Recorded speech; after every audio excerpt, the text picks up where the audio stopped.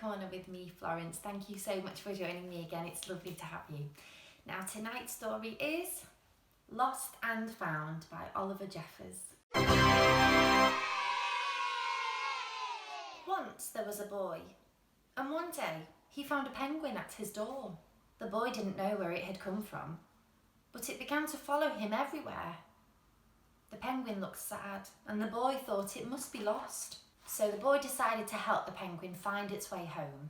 He checked in the Lost and Found office, but no one was missing a penguin.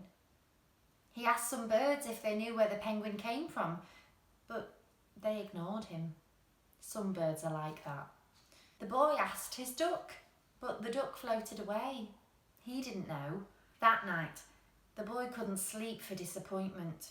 He wanted to help the penguin, but he didn't know how. The next morning, he discovered that penguins come from the South Pole. But how could he get there? He ran down to the harbour and asked a big ship to take them to the South Pole. But his voice was much too small to be heard over the ship's horn. So together, he and the penguin would row to the South Pole. The boy took his rowboat out of the cupboard and they tested it for size and strength. They packed everything they would need, and together they pushed the rowboat out to sea. They rowed south for many days and nights, with the boy telling stories all the way. The penguin listened to everything that the boy said. They floated through good weather and bad, when the waves were as big as mountains, until they came to the South Pole. The boy was delighted, but the penguin said nothing. Suddenly it looked sad again as the boy helped it out of the boat. The boy said goodbye and floated away. But as he looked back, the penguin looked sadder than ever. It felt strange to be on his own.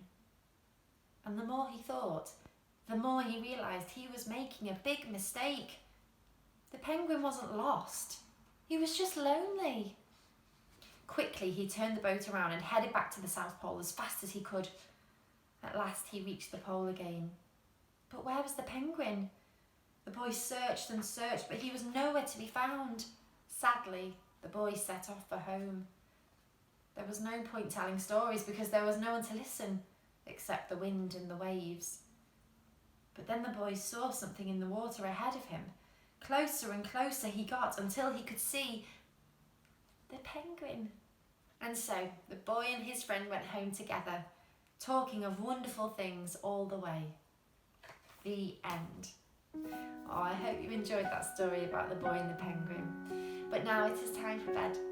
So I will see you again for another Story Corner with Florence. But for now, sleep tight, everyone. Bye.